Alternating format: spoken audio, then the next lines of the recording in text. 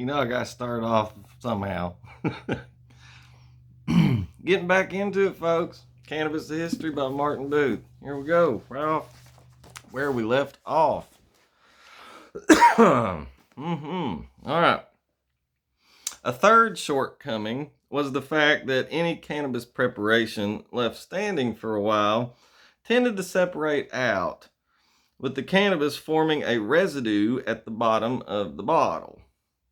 If it was not shaken vigorously, the patient receiving the last inch or so of the contents of the container tended to be heavily overdosed. This led to reports being published in medical journals of cannabis poisoning,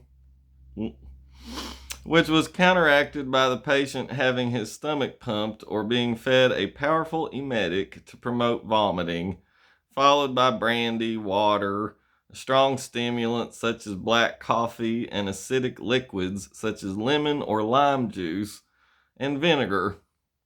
That these instances were not ones of actual poisoning, in that cannabis is non-toxic, but merely overdosing to the extent of creating considerable hallucinogenic reaction, and that not one fatality was recorded as a result, was overlooked.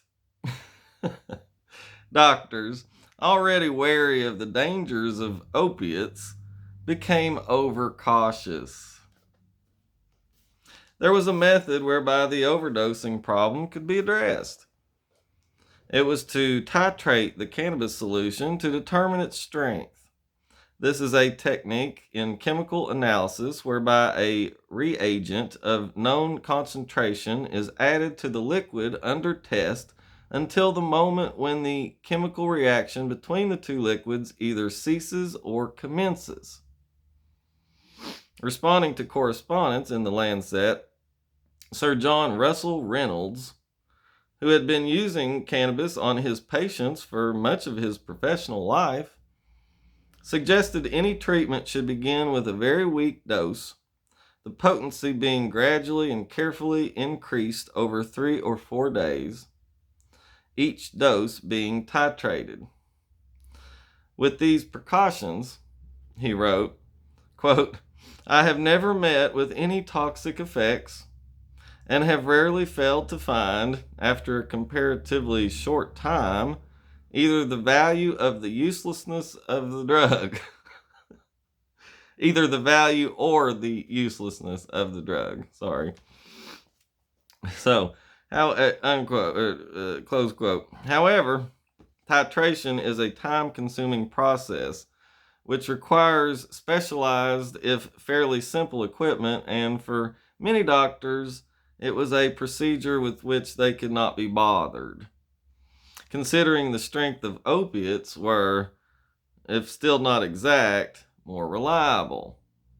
Okay, stop here. Why? Because in the last part, we ended it. Cannabis is not water soluble. It can't be injected. Can't be used in a needle. Opiates are water soluble. So, okay. Aware of these drawbacks, pharmacists increased their efforts to extract the active ingredients of cannabis, which, if they could isolate them, they could use to standardize quality. In 1881, 2 Americans called Siebold and Bradbury, applying the same method as they had used for extracting nicotine from tobacco, managed to obtain a syrupy yellow liquid which they termed cannabinine or cannabinine. 2 other American chemists, Warden and Waddell, repeated their process 3 years later, confirming their results. A decade later, a pharmacist called Robert separated out a dark red syrup which he found possessed the ability to intoxicate. A number of other substances were extracted and named cannabine, cannabinine, cannabintannin, cannabindin, cannabinon, cannabin, and cannabine.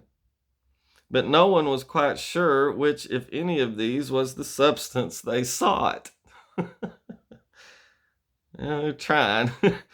Finally, in 1895, T.B. Wood, W.T.N. Spivey, and T.H. Easterfield, research chemists at the University of Cambridge, made a breakthrough. Working with what they termed a red oil, extracted by a method of vacuum distillation from Indian hashish, they isolated a relatively impure extract which they named cannabinol. Cannabinol. A viscous resin, it turned into an oily liquid on gentle heating and induced delirium if eaten. For the next 40 years, this was considered to be the psychoactive element in cannabis. In 1897, further research by an analytical chemist called C.R. Marshall proved that cannabis lost its potency over time due to oxidation.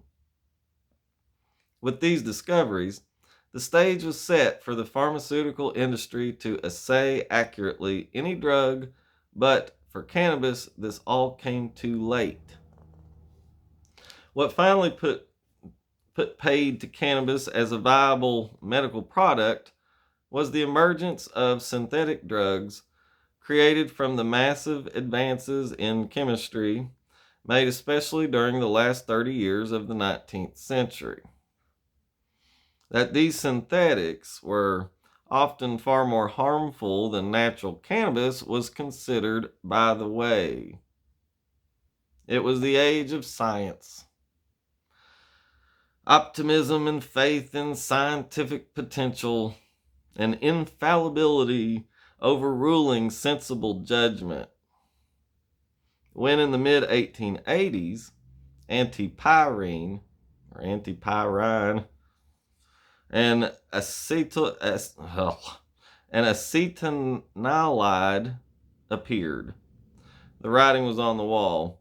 5 years later, a new drug developed from the research into these was put on sale for the first time. Its chemical name was acetylsalicylic acid, but its trade name was aspirin.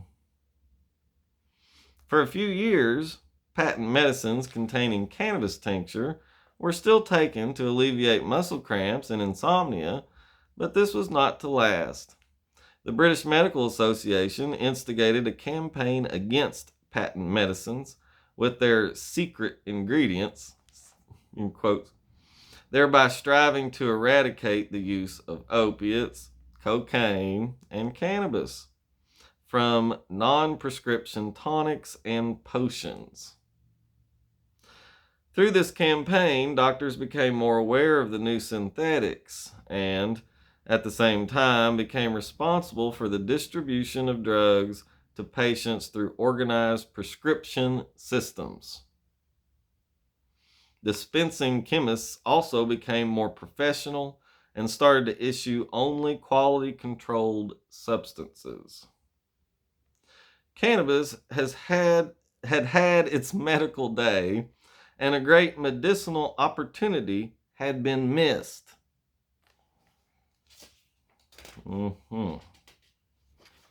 Yeah. All right.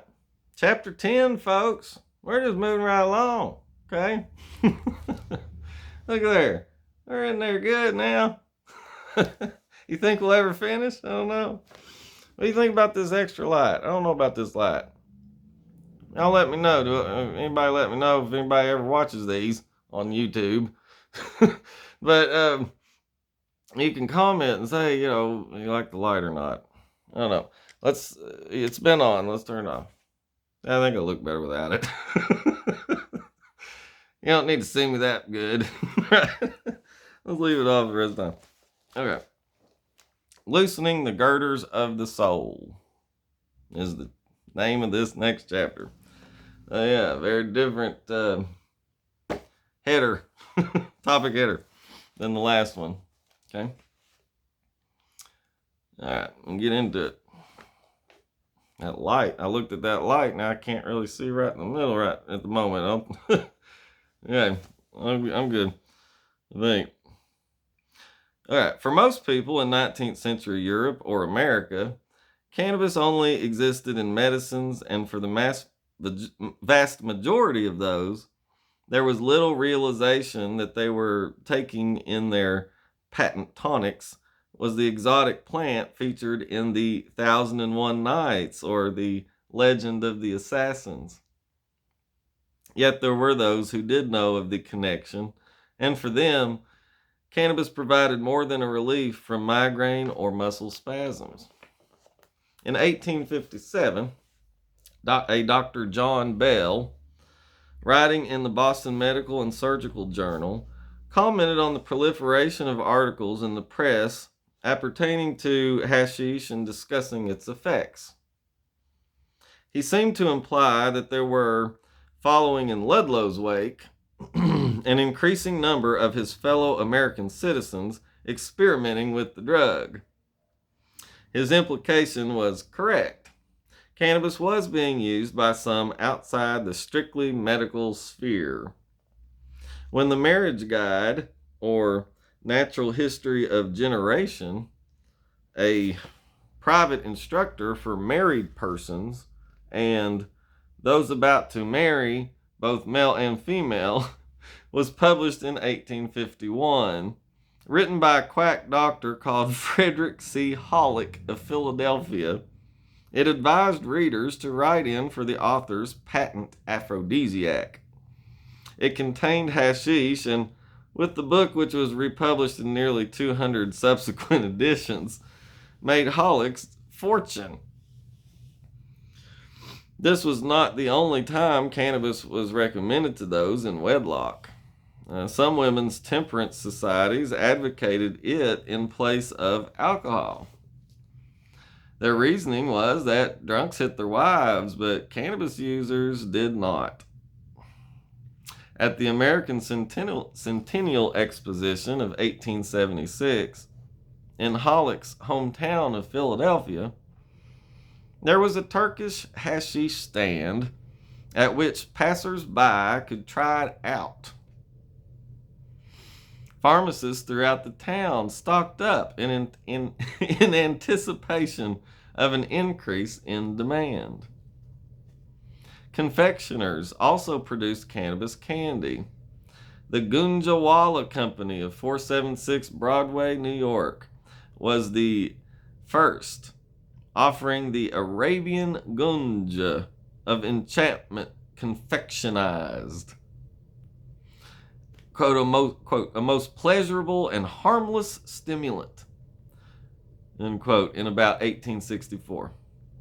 Guaranteed, so 1864 here, guaranteed to be a complete mental and physical invigorator, bringing new life and energy to every class of person.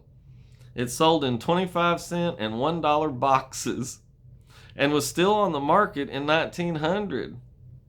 Dr. George Grover Wheelock, the author of Shadows Lifted or Sunshine Restored in the Horizon of Human Lives, a treatise on the morphine, opium, cocaine, chloral, and hashish habits, published in 1894, tried a piece of the company's product in Baltimore, walking en route for a dinner party.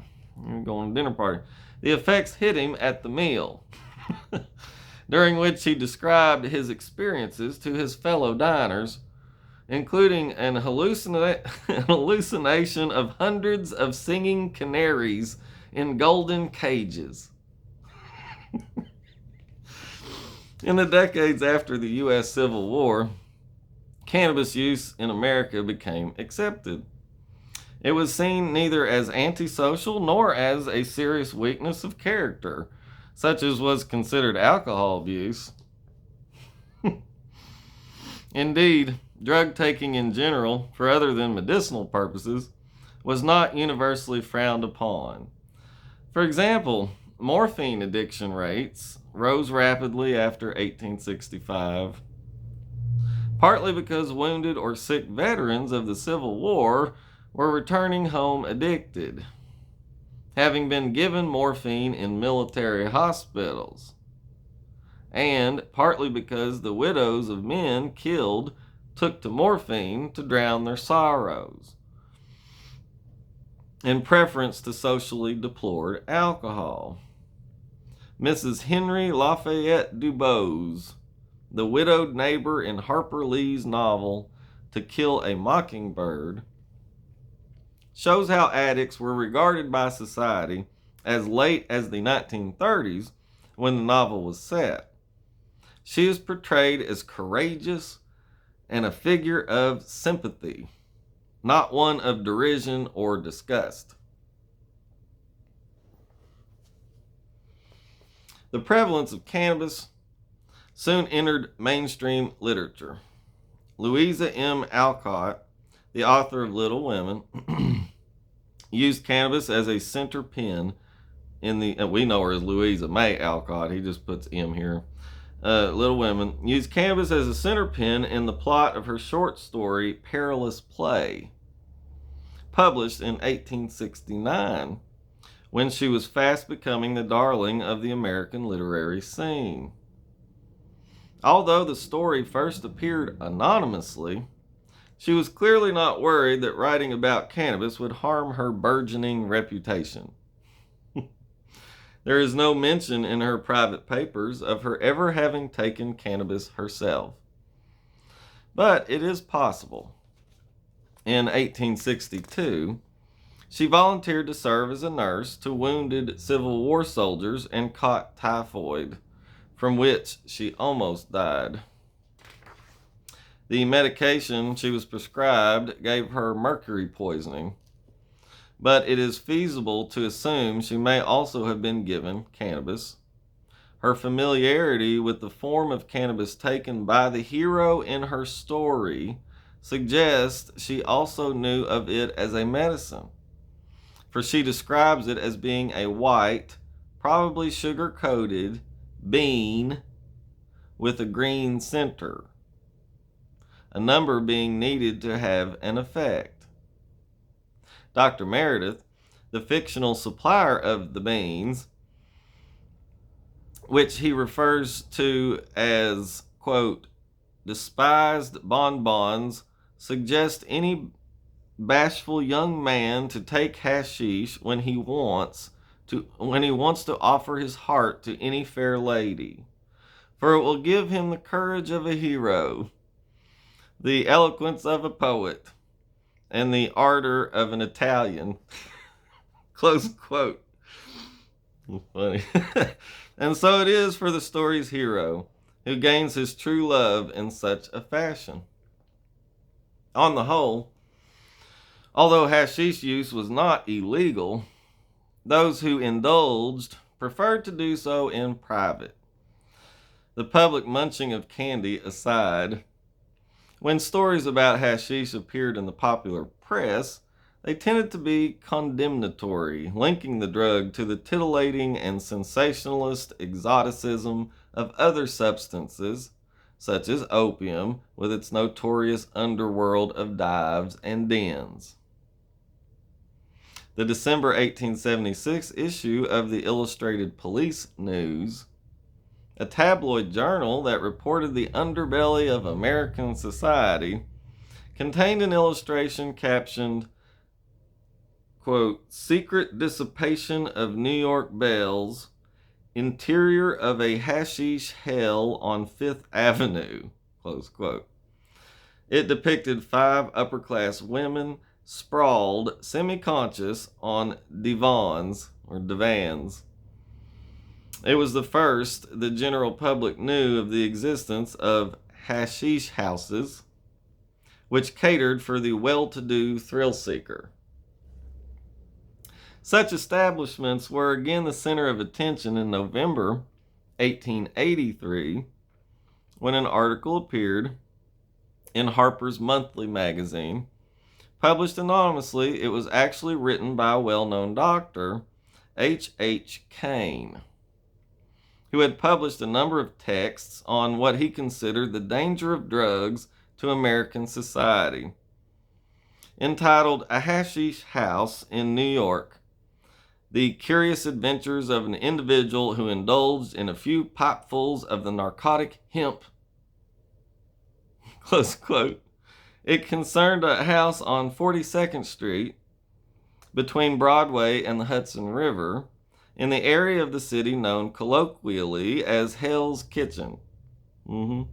Here, the two men about whom the story revolved entered a shabby-looking building to find a number of wealthy New Yorkers of both sexes wearing masks or oriental costumes and eating or smoking hashish. Paying $2 for some hashish, the visitors are given silk smoking robes with tasseled hats and felt slippers in place of their street shoes.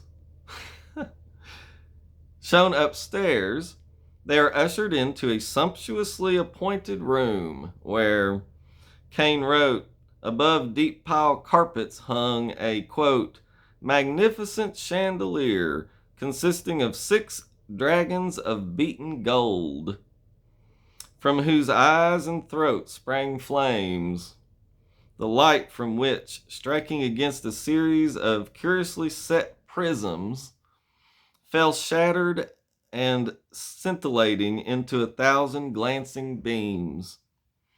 Upon the floor were mattresses covered with different colored cloth and edged with heavy golden fringe. Upon them were carelessly strewn rugs and mats of Persian and Turkish handicraft, and soft pillows in heaps.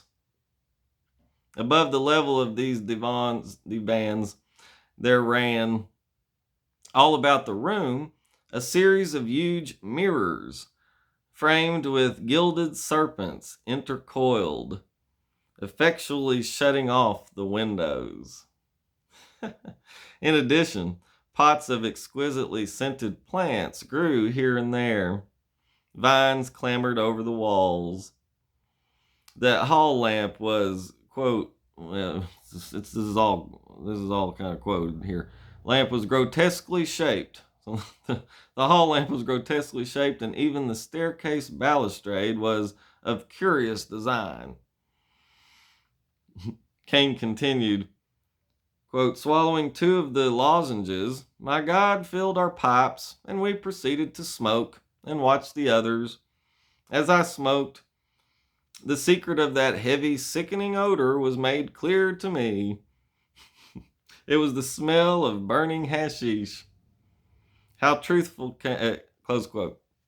How truthful Kane was being is open to conjecture.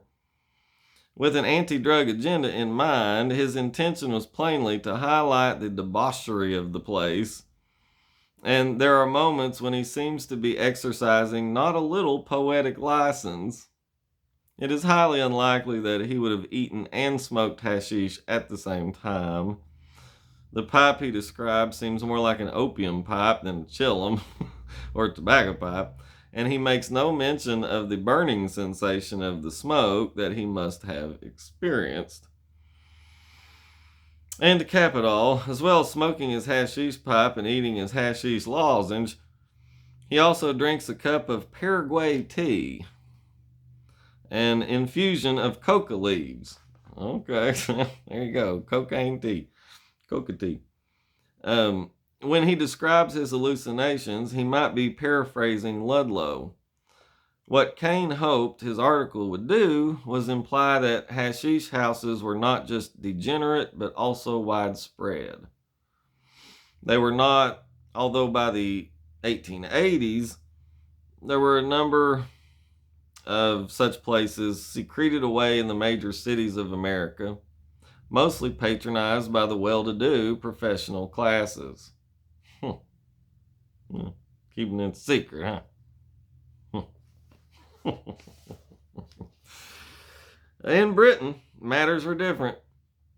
Medicinal cannabis was commonplace, but any frivolous use of the drug was rare. There were no hashish houses in London or any other city, and no outpouring of literature as there was in France or the USA. There did, however, appear in print a number of references to cannabis. In 1848, the weekly Chambers Edinburgh Journal contained an anonymous piece warning against the hashish menace currently sweeping France. Then, in 1850, David Urquhart, member of Parliament for Stafford, published his 2-volume travel book, The Pillars of Hercules, a narrative of travels in Spain and Morocco, in which he outlined his personal experience of hashish, stressing that he was not endorsing it. He was nevertheless an aficionado of things Oriental. In 1862, he oversaw the building of the Hammam, Britain's first Turkish bath, at 76 Jermyn Street in London. German with a J and a Y. Jermyn Street in London. Wonder if that's still there. Whether Urquhart approved of hashish or not, other writers were convinced it was not posing a problem to British society. An anonymous contributor to Little's Living Age magazine in 1858 said the English were at no risk of becoming opium or hashish debauchees, and other writers supported this premise. Indeed, it posed so little concern that it appeared in the best-known children's book of the age, when Lewis Carroll's Alice, in her Adventures in Wonderland, published in 1865, quote, stretched herself up on tiptoe and peeped over the edge of the mushroom. Her eyes immediately met those of a large blue caterpillar that was sitting on the top with its arms folded, quietly smoking a long hookah, and taking not the slightest notice of her or anything else. Close quote there. No major polemicist appeared either, although one anonymous book, Confessions of an English Hashish Eater, was published in London in 1884. As the title might suggest, it was in poor imitation of De Quincey and Ludlow, and declared hashish to be benign. There is a strong chance that the author was Arthur Machen, who published his first book, The Anatomy of Tobacco, with the same publisher, George Redway of Covent Garden, in that same year. Covent Garden. Furthermore, Machen was employed by Redway as an editor on his magazine, Walford's Antiquarian. The book did not gain a wide readership and sank without a trace.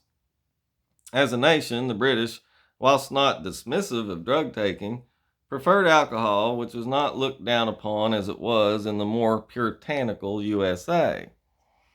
That said, there was some recreational drug use. Sir Richard Burton, the famous Arabic scholar and explorer, mentioned in 1885 having heard of a hashish orgy in London, and indeed he took it himself on his journeys in the Middle East. He was the first white man to visit Mecca, disguised as a Muslim pilgrim.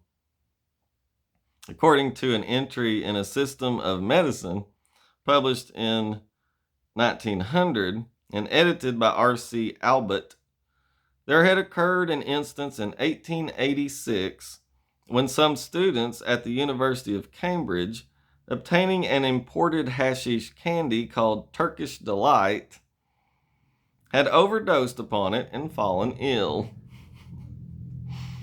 Ernest L. Abel, in his seminal study, Marijuana, the First 12,000 Years, lists other confections that were being imported into Britain in the late 19th century, including bird's tongue, saffron, and the intriguingly named crocodile penis, which played upon the Eastern belief that a crocodile's genitalia were a powerful aphrodisiac if eaten.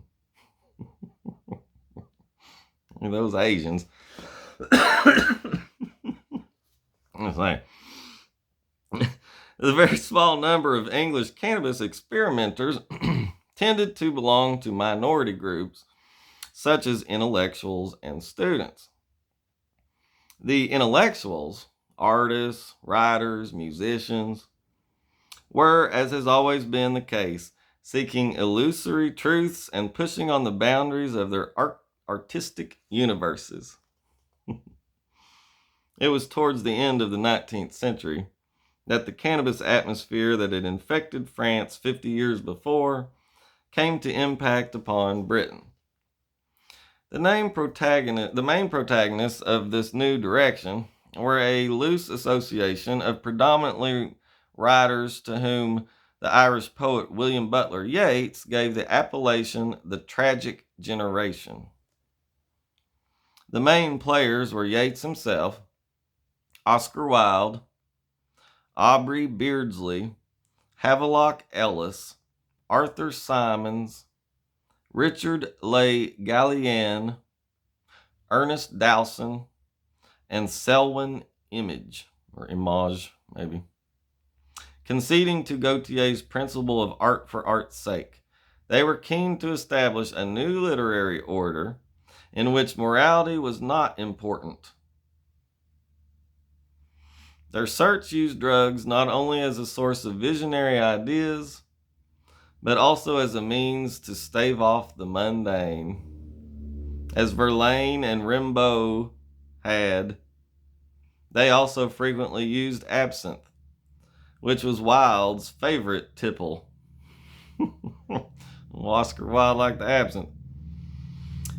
Yeats, Dowson, and Havelock Ellis all used hashish at various times, the former two also using mescaline, an alkaloid hallucinatory derived from a cactus, Lophophora williamsi, or Williamsii, whatever, found growing in Mexico and southern Texas. Yep. Peyote, the active ingredient in peyote is mescaline. Yeats may have seen his group of friends as a tragic generation, but outsiders dubbed them the decadents. They lived by the mores of their day, dissolute lives devoid of moral ethics and rich in self-indulgence, and if not heretical, then certainly irreligious activities. Many of them, and especially Yeats, were fascinated by the occult, spiritualism, and the mythological history of Britain, particularly the Celtic. Drugs were not a part of their social lives, as hashish had been for Les Clubs des Hashishins, nor did they write about them. They were considered a chemical means to an artistic end, albeit one that, whilst not illegal, was still a slap in the face of accepted social convention. In 1890, Yeats and Ernest Rhys founded the Rhymers Club in London, a literary clique which they intended should be the British equivalent of the French symbolists, and which attracted a large number of up-and-coming writers. They met frequently to read and criticize each other's work, discuss literature, and flout convention in an upper room at the Cheshire Cheese, a tavern in Wine Office Court off Fleet Street. Only Yeats and Oscar Wilde, who was an occasional rather than a dedicated member, went on to literary fame, and the club ceased to exist in 1894. Well, Yeats and Wilde were okay. Whether or not hashish was used at Rhymers Club meetings is hard to determine. Some sources claim it was, others refute it. Much of the activity of the club has become shrouded in literary myth. Whatever the truth, it is certain that Yates indulged in hashish and, for a short while, laudanum, which is a liquid opiate, basically. Liquid heroin, basically. Back then. He and Maud Gone, his lover, used hashish in an attempt, so Yates we're talking about, used hashish in an attempt to make themselves telepathic, whilst she used it to counteract bouts of insomnia. Over the winter of 1895, Yates shared lodgings with Arthur Symons in the Temple. London's select legal enclave across Fleet Street from the Cheshire Cheese. It was at this time that Yates completed The Secret Rose, a collection of stories containing both opium and hashish imagery. 3 years later, in Paris in the spring of 1898, Yates took hashish with a group of Martinists, not familiar, occultists, who followed the French mystic and philosopher Louis Claude de Saint-Martin. The group adhered to a system of mystical Christian illuminist philosophy, which aimed to return mankind to its original divine state. Amongst the members was A.E. Waite, one of a number of occultists whom Yates came to know closely. Fascinated by the supernatural, Yates joined the Theosophists in 1887 after meeting its founder, Madame Blavatsky. Madame Helena Petrovna Blavatsky. He was also initiated into the Isis Urania Temple of the Hermetic Order of the Golden Dawn on March 7th, 1890, at 17 Fitzroy Street, London, which used hashish ritually. Interesting, huh? Old Theosophy. Old Madame Blavatsky. I'm kind of partial to them myself. Read a lot about them and her. Fascinating. Yeah, very cool. Yeah, the occult, OCCULT. Okay, folks, that's not a cult. It's not CULT.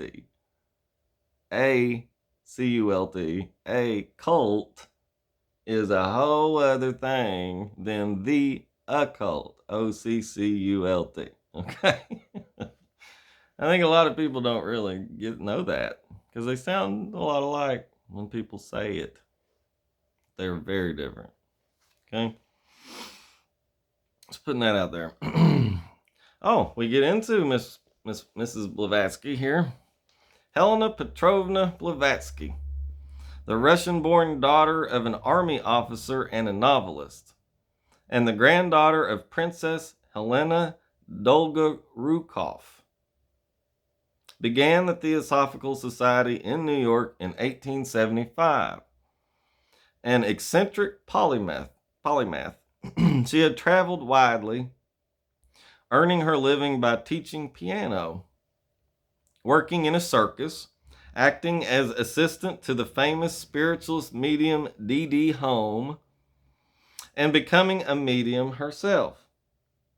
She also used hashish, which played a substantial role in her attaining the occult visions, which formed the foundations for her most important work, Isis Unveiled. Later famously republished in 1877 as The Secret Doctrine, a tomic study of magic, mysticism, and religion. It took her 2 years to write, working long hours every day. almost chain smoking hashish, and black Russian tobacco cigarettes. She was something. I look up to her. She was quite a character.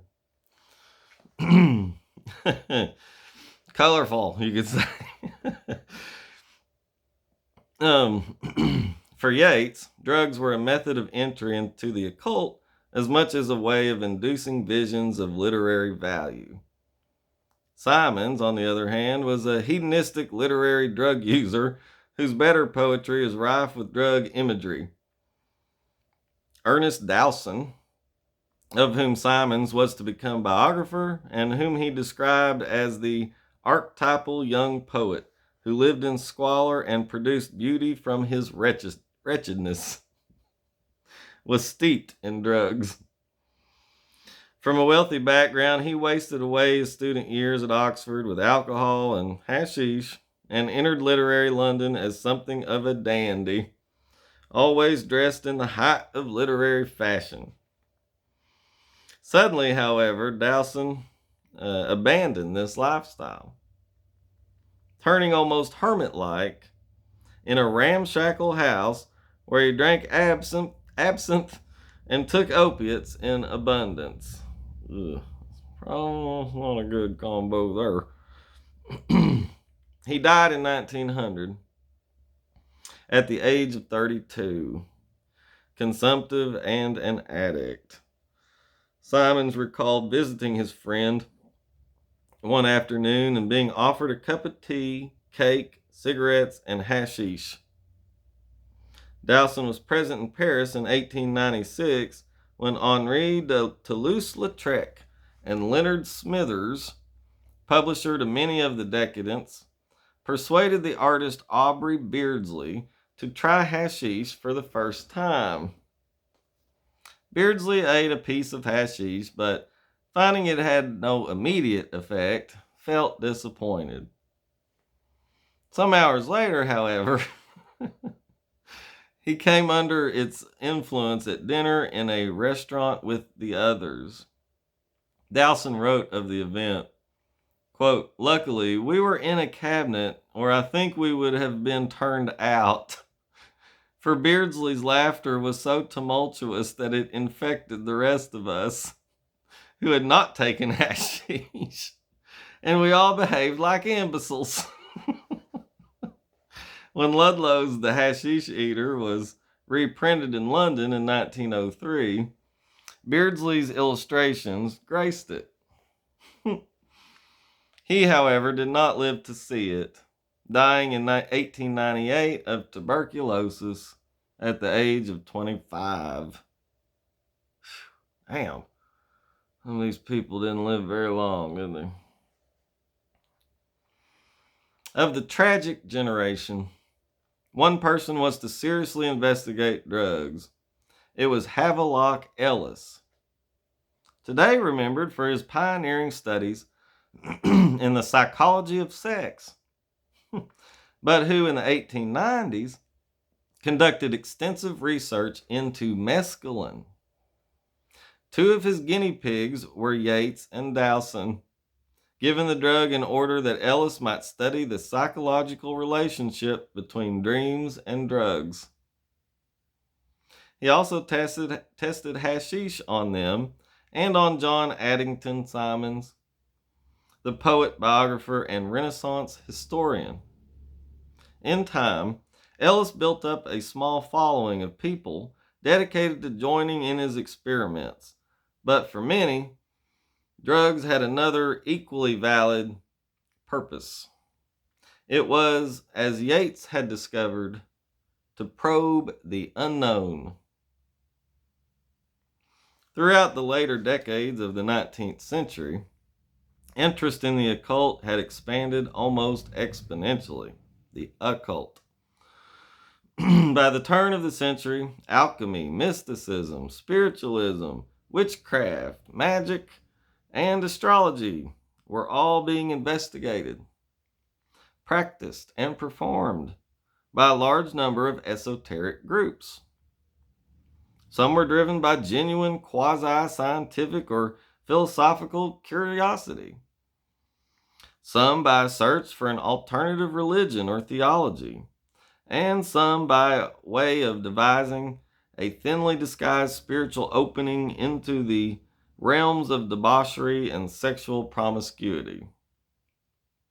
Amongst those at the forefront of the occult use of drugs, along with A.E. Waite and Yates, was the most famous or infamous black magician of them all, Aleister Crowley.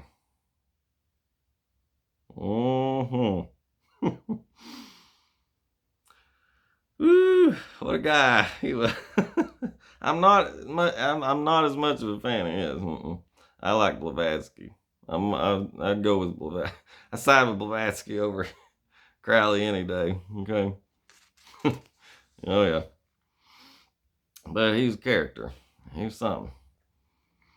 Born on October 12th, 1875, in the genteel town of Leamington Spa, Edward Alexander Crowley was the son of a pietistic and prominent Plymouth brother and teetotaler who, hypocritically, not only invented a brewing machine but also owned a large brewing company. As a young child, Crowley traveled the countryside with his father, proselytizing, preaching on street corners, and doing the knock, calling on householders to sell them tracts and persuade them to follow the brethren's way towards salvation and away from the demon of alcohol. His father dying when he was 11, Crowley had a checkered school career under the eye of his sanctimonious mother and uncle, after which he went up to the University of Cambridge, receiving several inheritances totaling over £100,000, the equivalent of 6.5 million pounds in 2002. He embarked upon a life of considerable self-indulgence centered upon his fascination with the occult.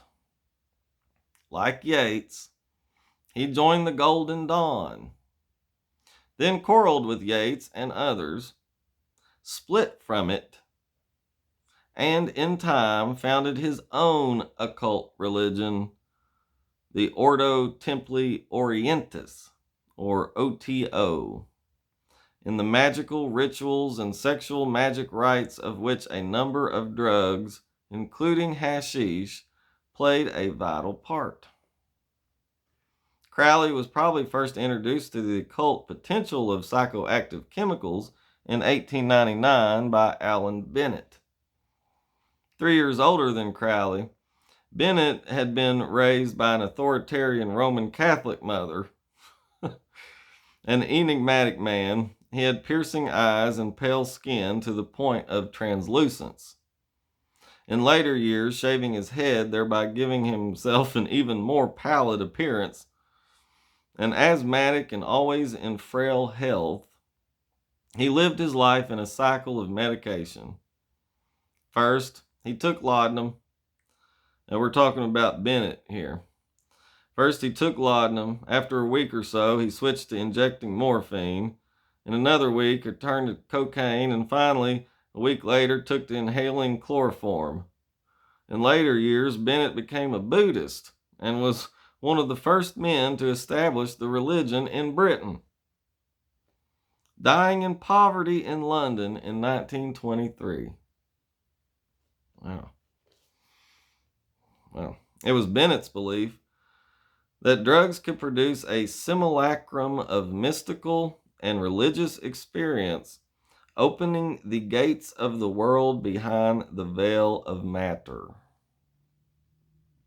To find the key to this gate, Crowley began experimenting with a wide range of drugs, including ether, cocaine, opium, and hashish. It was his aim, with their help, to project his astral body so that he could, in essence, if not in material flesh, travel the universe at will. For most of the rest of his life, Crowley was to seek to loosen, as he put it, quote, the girders of the soul, unquote, by means of occult magical practices, meditation, sexual magic, and drugs. By 1906, Crowley was deeply involved in a magical ritual called the Operation of the Sacred Magic of Abramelin, the purpose of which was to converse with one's holy guardian angel, and through it come to know one's inner self. Whilst preparing for the ritual and during the performance of it, Crowley took hashish, with which he was magically experimenting at the time. He recorded in his diary that some of his experiments had, quote, had been somewhat unexpectedly successful. This is from him, I found my habit of analyzing and controlling my mind enabled me to turn the effect of the drug to best account.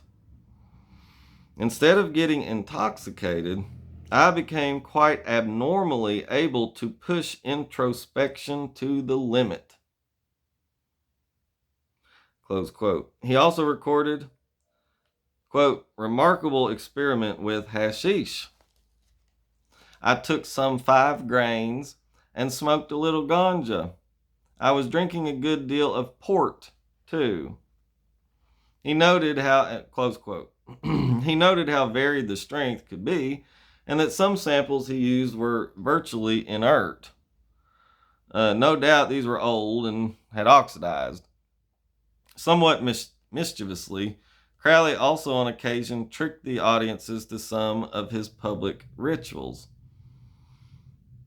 which he performed to raise money, by feeding them hashish or opium disguised in a preparatory libation. He drugged his audience. Just as Ludlow had liked to frequent Anderson's shop in Poughkeepsie, so did Crowley have a favorite hangout. It was a London chemist shop in Stafford Street, not far from Piccadilly Circus, owned and run by a pharmacist called E.P. Wineray. Purveyor of drugs to the wealthy of London, Wineray knew all the secrets. Who was taking what and when, and the substances to which they were addicted. The drugs were, of course, supplied within the law, but many people of position wanted their foibles kept confidential. Later in his life, after various drugs were prescribed, he was arrested on a charge of dispensing irregularities. With Wineray, old habits died hard, and he appeared to have become a pusher.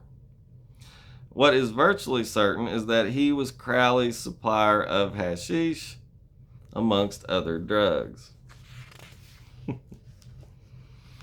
Inspired by his hashish use, Crowley was to write an essay under the assumed name of Oliver Haddo. Oliver and Haddo, Haddo, entitled The Psychology of Hashish, which formed part of an article that was published in 1909 in the Equinox, an esoteric magazine of which he was the financier and editor. When W. Somerset Maugham had published his novel, The Magician, in 1908, which was based on Crowley, he called him Oliver Haddo. With characteristic wit, Crowley borrowed the name. The article appeared in 2 parts. The first, a pharmaceutical study of cannabis sativa. The herb dangerous, being a collation of facts as known as at the present date, was written by E.P. Wineray, MPS. It included a section by David Hooper, the curator of the Calcutta Botanical Gardens, on charas, growing in India, and mentioned Wood, Spivey, and Easterfield's work on cannabinol. The second part comprised Crowley's essay, in which he made some highly pertinent comments on hashish. Although to find them, one has to read through much esoteric or ephemeral verbiage, He noted that hashish was psychologically rather than physically habit forming, and that previous writers and investigators had been somewhat piecemeal in their studies, especially Ludlow, whom he considered too much influenced by De Quincey. Might have been right about that. He agreed with Baudelaire's opinion that hashish merely exaggerates and distorts the natural man and his mood of the moment, which he considered justified by Ludlow's experiences. Yet, in the long run, Crowley felt he quote, had no use for hashish save as a preliminary demonstration that there exists another world attainable somehow. Close quote. For him, hashish was pleasurable, and it aided his prodigious sexual life because it suppressed inhibitions in both himself, not that he had many, and his male and female partners, but it was essentially a tool for his exploration of consciousness.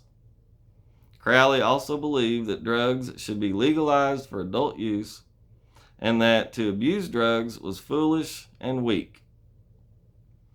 They were, in his mind, too precious as substances capable, under the direction of the individual's will, of developing the human consciousness to be exploited.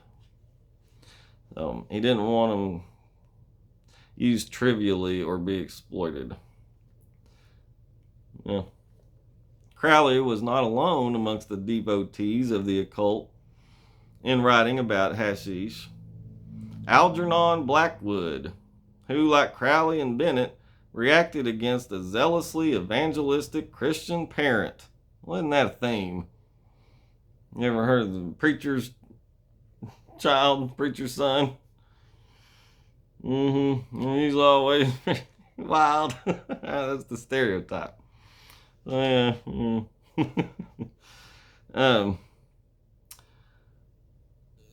he met, so a Christian parent, so this guy, Algernon Blackwood, was introduced to drug taking, zealously evangelistic Christian parent, was introduced to drug taking by Dr. Hubner, whom he met whilst living from hand to mouth in North America. Returning to England, Blackwood mixed with a number of occultists in London and started to use hashish. In 1908, he invented John Silence, a Sherlock Holmesian character who was a psychologist come detective. When John Silence, Physician Extraordinary, was published, many of the fictional cases the sleuth addressed had psychic themes to them, and one, A Psychical Invasion, dealt with psychoactive drug use.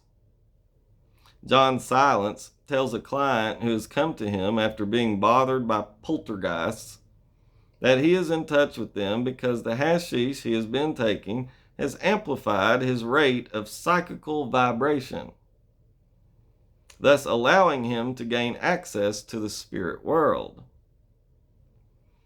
Elsewhere, others were also writing about hashish.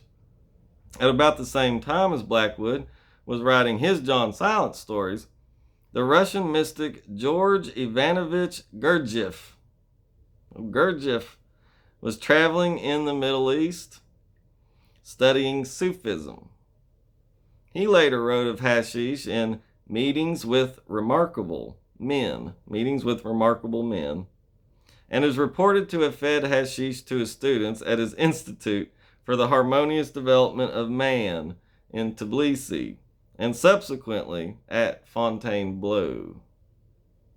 The American Medical Review of Reviews included an article in 1912 written by Dr. Victor Robinson, a physician with an interest in medical history, headed An Essay on Hashish, Historical and Experimental. It was a series of accounts of hashish taking, either by Robinson himself or administered by him. They were not very elucidating, and the articles said nothing new, but they are worth noting, if only for their somewhat facile schoolboy humor. Of one experiment, Robinson wrote, on May 13th, 1910, quote, this world was excited over the visit of Halley's Comet. It is pleasant to remember that the celestial guest attracted as much attention as a political campaign or a game of baseball. On the evening of this day, at 10 o'clock, I gave 45 minims to a court stenographer named Henry D. Demuth. At 11:30, the effects of the drug became apparent, and Mr. Demuth lost consciousness of his surroundings to such an extent that he imagined himself an inhabitant of Sir Edmund Halley's nebulous planet. He despised the earth and the dwellers thereon. He called it a miserable little flea bite, and claimed its place in the cosmos was no more important than a flea jump. With a scornful finger, he pointed below and said in a voice of contempt, that little joke down there, called the earth. He imitated how Magistrate Butts calls a prisoner to the bar. Butts, he explained, is the best of them. Butts, cigarette butts. If this irreverent line should ever fall beneath the dignified eyes of his honor, instead of fining his devoted stenographer for contempt of court, may he bear in his learned mind that the fact that under the influence of narcotics, men are mentally irresponsible. Close quote. Concerned that too few American poets had sung the praises of hashish, Robinson included his own poetical contribution. And here it is. And it's in that form, the poem form. And I love it. I think it's great. Listen. Near Punjab and Pab, in Sutlej and Sindh, where the cobras de capello abound, where the poppy, palm, and the tamarind, with cumin and ginger, festoon the ground, and the capsicum fields are all abloom, from the hills above to the vales below, entrancing the air with a rich perfume. There too does the greenish cannabis grow, inflaming the blood with the living fire, till the burning joys like the eagles rise, and the pulses throb with a strange desire, while passion awakes with a wild surprise. Oh, to eat that drug and to dream all day of the maids that live by the Bengal Bay. Love it. That's it. All right, I'm going to stop there. This is long enough. I'm going to put a little mark here in a minute. And I appreciate you all. Yeah, I don't really have to mark it because of the poem there. And yeah, hope you liked it. And I will see you in the next one. Yeah, makes you think, doesn't it? And hope you learn things and open your mind about the not too distant past. Okay. 1860s, 1870s, 1880s, 1890s, into the 1900s, a little bit. Yeah, that's what we just read. So, yeah, some very interesting people and characters. Oh, Crowley. Lordy mercy. So you can kind of see what he does. He's touching on, pop culture figures, famous writers, artists, all these people and their thoughts about it and how they used it and their intentions behind their use of it, what they wanted to get out of it. Yeah. Very cool, huh? Well, I'll see you in the next one, in the next part. And we'll start from where we are. and keep on going. Happy cannabis to all, and to all a good night or a good day.